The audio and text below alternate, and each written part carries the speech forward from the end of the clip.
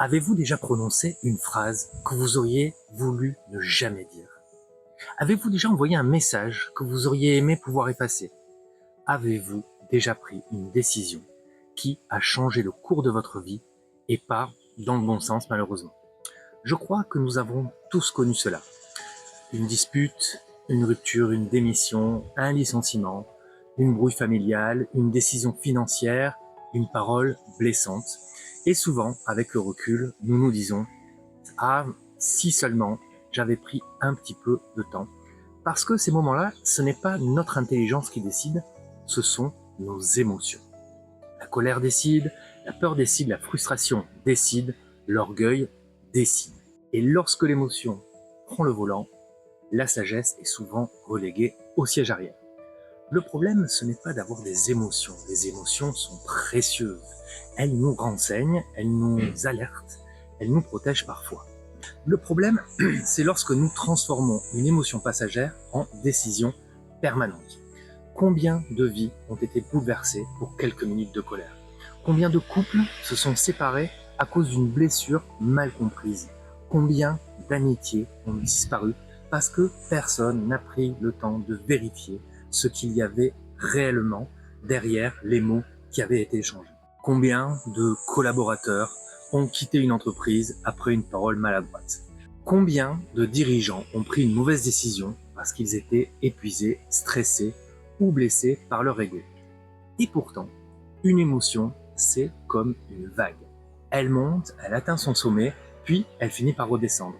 Mais beaucoup de nos décisions sont prises précisément au sommet de la tempête.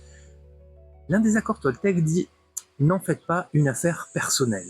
Une phrase magnifique, une phrase que beaucoup connaissent bien sûr, mais une phrase que peu appliquent réellement.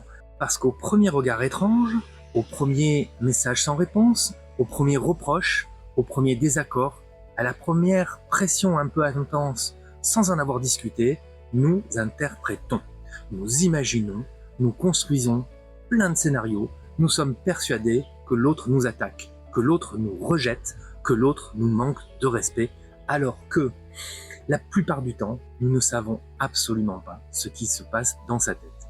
Peut-être traverse-t-il une épreuve, peut-être est-il inquiet, peut-être est-il simplement fatigué, peut-être souffre-t-il vraiment de quelque chose, mais en silence. Nous regardons le monde à travers nos blessures et à travers nos filtres et nous croyons voir la réalité. Mais nous ne voyons souvent que notre interprétation. Imaginez combien de souffrances pourraient être évitées si nous prenions simplement quelques heures, peut-être quelques jours parfois, avant de réagir. Imaginez combien de conflits n'auraient jamais existé. Imaginez combien de séparations auraient pu être évitées. Imaginez combien d'équipes seraient plus soudées. Imaginez combien de familles seraient plus unies parce qu'avant de répondre, nous aurions pris le temps de comprendre. Avant de juger, nous aurions pris le temps d'écouter. Et avant d'accuser, nous aurions essayé de nous mettre à la place de l'autre. L'empathie ne consiste pas à être d'accord. L'empathie consiste à chercher à comprendre. Et comprendre ne nous affaiblit pas. Au contraire, cela nous rend beaucoup plus humains, plus conscients, plus libres. La vraie force n'est pas de réagir immédiatement. La vraie force, c'est parfois de se dire: ok, qu'est-ce que je ressens? Je suis en colère, je suis blessé, je suis inquiet. Mais je vais attendre avant de décider. Car les décisions les plus importantes de votre vie méritent mieux qu'une réaction impulsive. Elles méritent un espace de réflexion, un espace de recul, de discussion, un espace de conscience. Et si nous apprenions à vivre un peu plus souvent dans l'amour plutôt que dans la peur, dans le respect plutôt que dans le jugement, dans la compréhension plutôt que dans la réaction? Nos vies, je pense, seraient probablement différentes, peut-être même profondément différentes, plus légères, plus paisibles, plus joyeuses.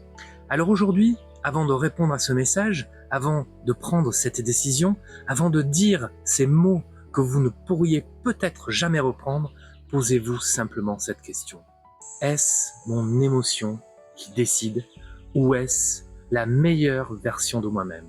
Cette simple question pourrait changer bien plus que votre journée, elle pourrait changer votre vie.